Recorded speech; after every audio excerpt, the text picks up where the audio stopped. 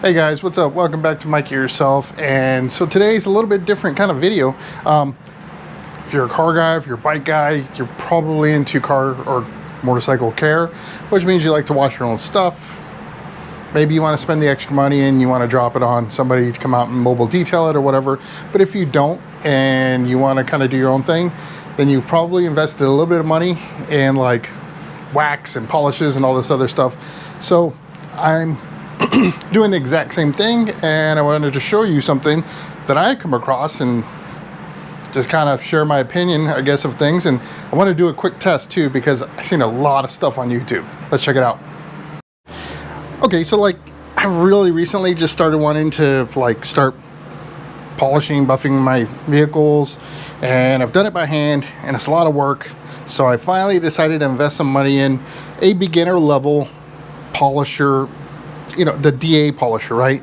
So what that means is it does not only does it rotate like that, but it also kind of does this deal, right? So anyhow, I went out and bought Harbor Freight Special. This is the Bauer. It's got the 6-inch pad that comes with it. I think there's another model up, but it also has, I think, a 6-inch pad on it. Regardless, so to differentiate this model from the other model, so this is the cheaper one. This one run you about 70 bucks. The other one's probably about $10 to $15 more. This one has an 8mm wobble, I guess you would call it. I don't know. Where the other one has a 20, right? So what's good about that is the 20, you can do a bigger surface area, makes your job a little bit faster. Versus this one only being 8, so you're gonna have tighter circles. I'm a cheapo, so I went with the smaller one, and I'm totally good with that. Now, I did a whole bunch of research because I was like, I want to make sure that, like, I know it'll do the job, but I want to make sure that I'm not totally wasting my money, right? And I watched a bunch of videos, and I saw two things. I saw videos of people saying you should change this back plate from a 6-inch to a 5-inch, and to replace the grease that comes stock in these things. So for the backing, that was a no-brainer for me. All of my buffing pads that I've had were all 5-inch, so I was like, yeah, I want to use the pads I have, so I'll switch to 5. Not a big deal. This thing spins up to 12,000 RPM, and I'm guessing that's somewhat important because I've got other backing pads, and they only say like 4,500 RPM. So I'm not a professional detailer. I'm not even a novice. Like, yeah, watch some YouTube stuff, right? But I would imagine if they put a number on there, there's probably some relevance to it. Just beware. So this was cheap. This was like $10 on Amazon. So that's a simple replacement to add to this. Now about the grease, what they said is on the inside of these things, the greasing that they do is not great grease. So one guy described it as petroleum jelly, and it doesn't kind of like go with the gears. So we'll open it up and we'll take a look at it. But what each YouTube video that I saw was, they were like, oh yeah, this thing runs just like my, you know, insert $400 polisher name there, and they're saying it's so much better when they do it. So I couldn't tell you if it's better or not, but what I can tell you, and one of the things that they pointed out, was how loud it was. So we're gonna measure, because I've got the meter to be able to do sound, how loud this thing is before and how loud it is after we do the grease exchange. And then if I can feel any kind of vibrations or whatever, I'll do the best I can to explain it. But yeah, let's just kind of get into this and start tearing it apart. All right, so this is the meter we're going to use to measure this thing with. I bought this to do the review of speakers I put on my Road Glide. So this is pretty cool. Measures in decibels, so we'll use that. But before we do the test, what I want to do is remove this, because I want to do it like for like, and I want to do it with the actual pad I'm going to be using. So first things first, we're going to just scrap this thing and put the other one on. So I think there's like a notch. Oh yeah, there's a little notch in there. I'm sure as soon as I get a hold of that stupid bolt or whatever the hell's down here.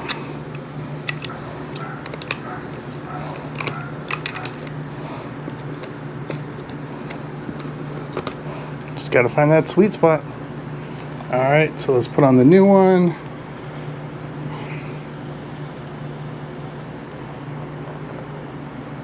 I'll show you guys. So that's what it looks like. So that wrench, we're sliding through this little entry there, entry point. You want to get it on there. So what I was fighting with is this stupid counterbalance thing. So you want to make sure you account for that.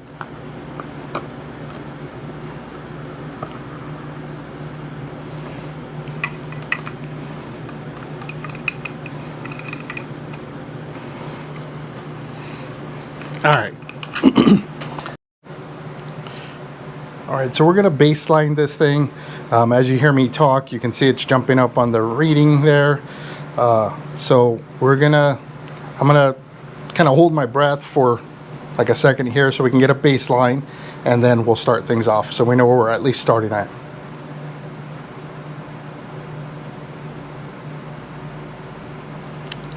All right, let's say 63. It's bouncing between 62 and 64. I've got a fan going because it's a little warm today. So let's try this thing. We'll start it at 1, and then I'll let you know when we go to 6.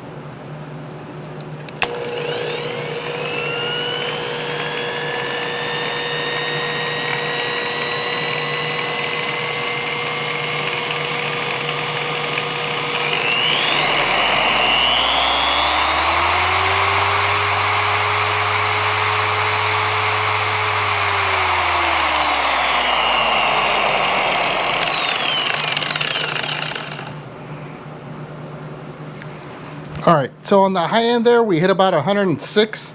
The low end, it was probably, I don't know, like 70 something. So now that we have our baseline, let's go ahead and I'm gonna tear this thing apart. There's instructions over there, but I'm gonna just tear it apart. Shouldn't be, I don't think, too complicated, right? What could go wrong? Make sure you unplug it. That way you don't have to get a taste of some Edison medicine, if you know what I'm talking about.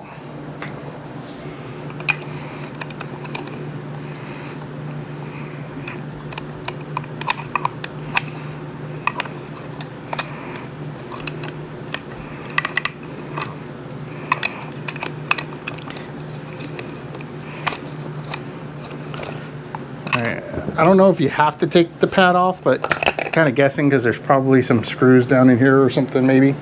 I don't know. We'll see. But okay, so we got a flat head here.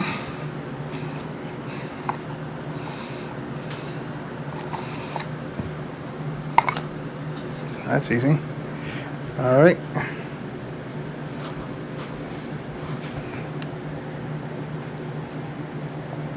So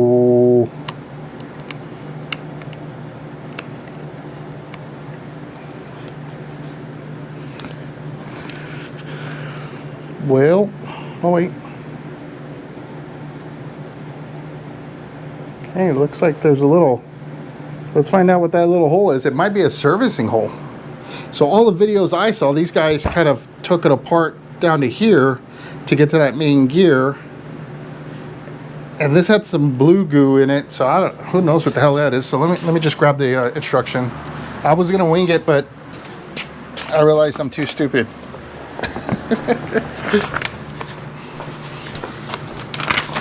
All right, let's see here. Let's jump to the pictures because that's what we need. All right, hopefully they have pictures for us. All right, there we go. So here's our assembly diagram. So it looks like there is a way to unscrew this deal, but apparently it's not straightforward. So I'm not quite sure what, if anything, we have to do. So let's take off this. Let's see. Let's rotate it. Maybe there's like a special secret hole or something in it, because I don't think we can.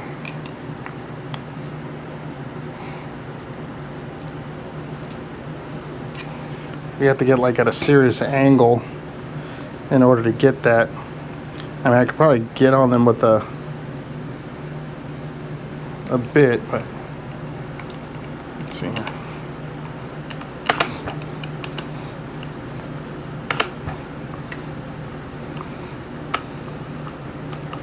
This is turning out to be way harder than I thought. What the heck, dude?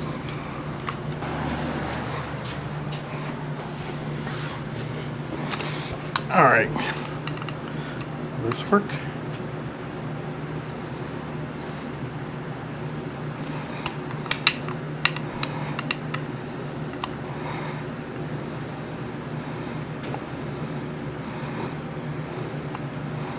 Nah, that ain't working.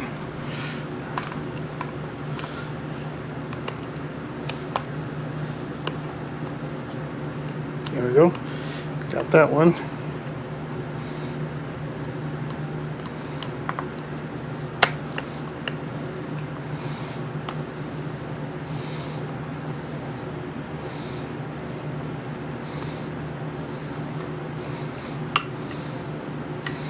So there's that.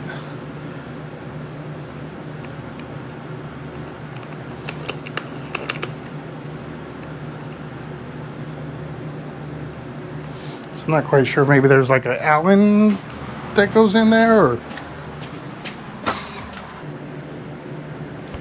what is this hole for?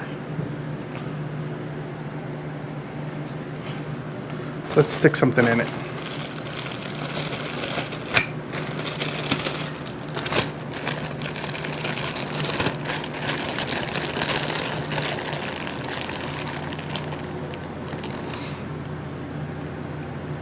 Oh.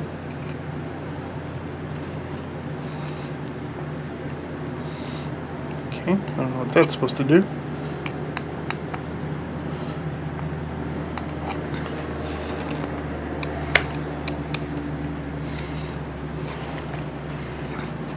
Oh, so that locks this. So now what? Alright guys, so I was on the right path. So this does lock it in, and then I needed to increase my cojones strength with some channel locks here. Like I said, it should just, oh, there we go, loosen up. It's amazing. Now that is not in the documentation at all, and forgive me for looking at the manual. We'll pretend that didn't happen. All right. So now we've got these 3 screws here, so let's take those out. Man, these things are in there good. I don't want to strip anything. Try a different Phillips head here.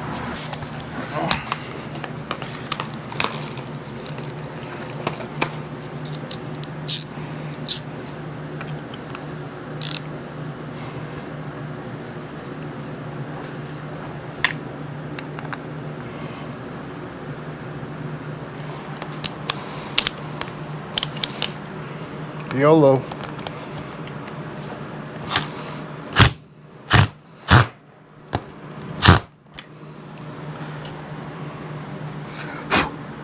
That ain't it. Or at least that ain't working. Let's try a new bit just in case. Maybe that bit was a little chewed or something, I don't know.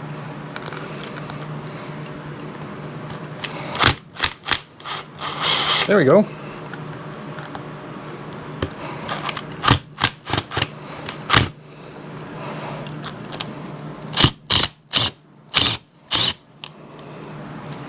Okay. I'm not doing very well.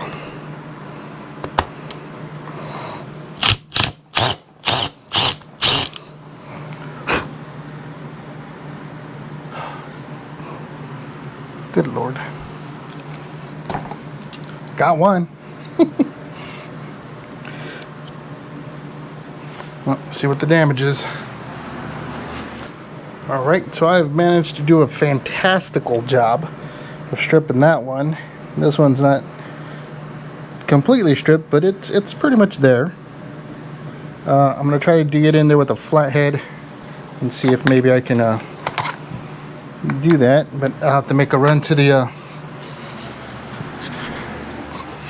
store and get some replacement screws.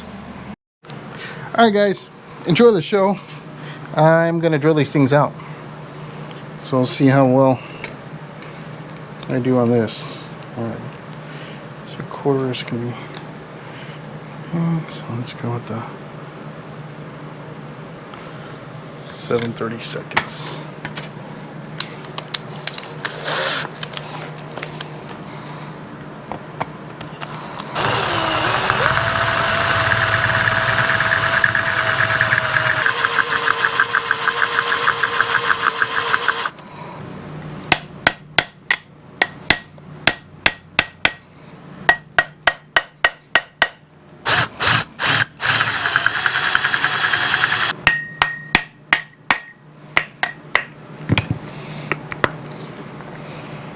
That's one.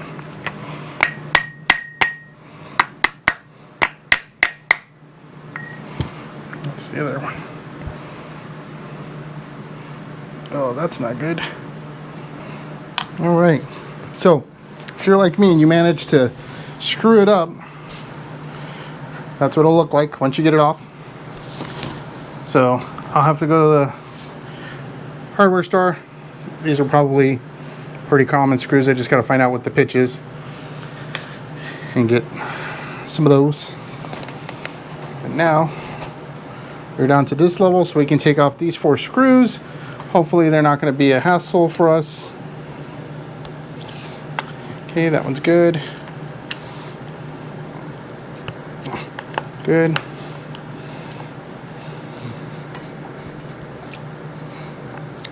All right, that one's got me a little worried. That one's good. All right. So let me just give it a tap, just to kind of get that.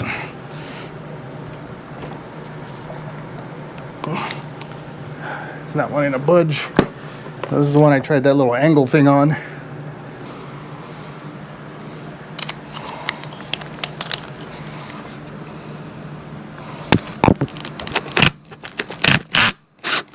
Ooh, there we go.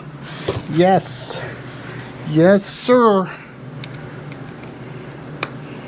Oh, not that one.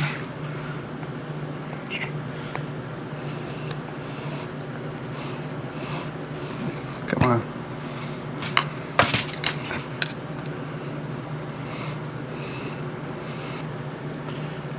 All right, so I think, there we go. All right. So this looks a lot better than what they were showing on some of the videos online. The stuff that they were showing online, like I said, it looked like somebody just rubbed some KY up in there and that was it. So this one's actually not too bad. Feels pretty sticky. So I don't know. Now, look, I went out and bought the red grease. The Lucas products I know are very good, so we're gonna still swap this out, but at least it's good to know that apparently they've improved on their design with a little bit better grease, it looks like. So I'm gonna use a popsicle stick. We're gonna clean that out as best as we can and re-grease it with that and then reassemble it. We've got to find 2 screws and then I've got to figure out how to get that guy out because I don't think I have any easy outs. Alright, so I think I got it out for the most part. Let's just do this little section up here. So let's take our red goo here. Oh yeah. And we'll use the back side of this thing and we're gonna just pack it in. Hopefully I don't just like overfill this thing and just come shooting out everywhere. That'd be awesome. All right, and we'll get it on this gear here. I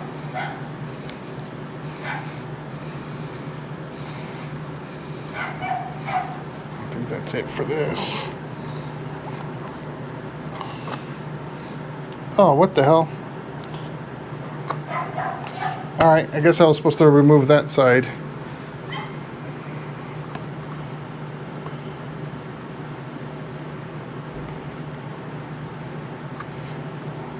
I have to figure out a cap for this end.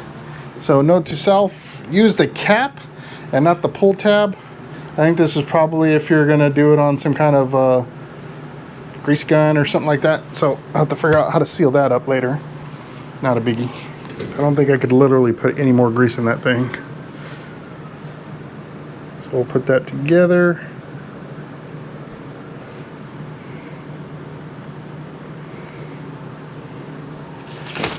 And I don't know how you're supposed to check if these gears mesh up, so that ought to be interesting. So, digging through my little stash of, you call it, you name it, man. I got like screws from all kinds of old stuff or whatever. I found almost an identical screw to replace this one. It was longer. I just cut it. So, hopefully this will thread in without any issues. And we will be that much closer to having this thing back together. I think we're solid.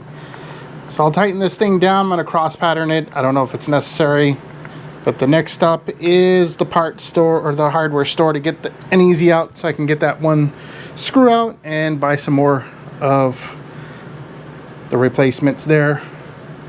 I don't know. We'll see how that goes. Back from the store, so I went to my local Home Depot. I got this Ryobi extraction kit, pretty cheap, like 10 bucks. So now I've got to drill a hole. So I'm going with the smallest hole that where I can catch the threads. So 7/64 is that. By luck, my kit had that drill bit, or else I would have gone to 1/8.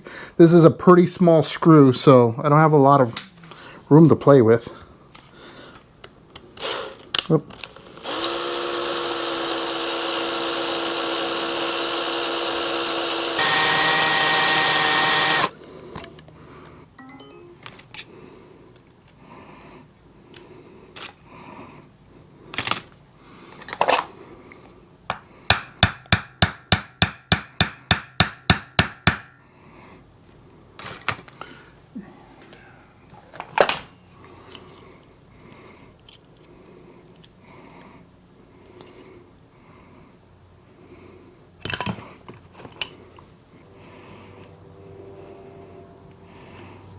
There we go.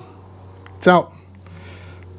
I gotta be honest, guys, I've not had very much luck with extractors, probably because I bought a bunch of crap off of Amazon.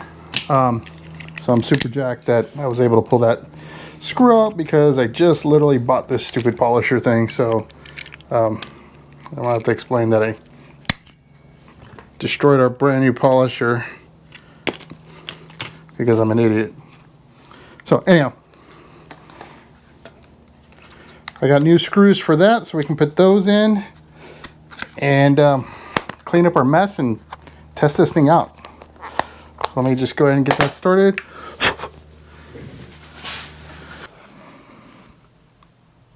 Oh, I lost our sticker. All right, well, I'll probably put a little piece of tape over it. I don't know if this stuff will come flying out of here or not. I don't want to find out. My face in the way. All right, so now we just have these two screws here. Oh, look at that. I could have replaced one of those screws at the bottom with these guys. That's like the same screw. I mean, I still would have had to fix this one, but... All right, so got everything back together. I'm going to let this run for like a couple of seconds at the #1 setting, just to let the greasification take place, right? You know what I'm saying? Just to kind of get it all mixed up nice and neat before we start actually testing it. So I'm going to go ahead and start that.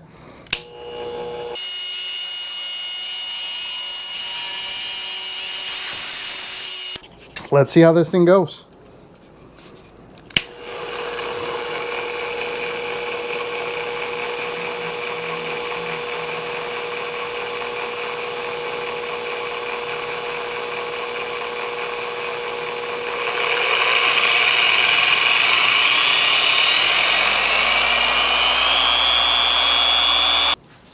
All right, so it did make a change.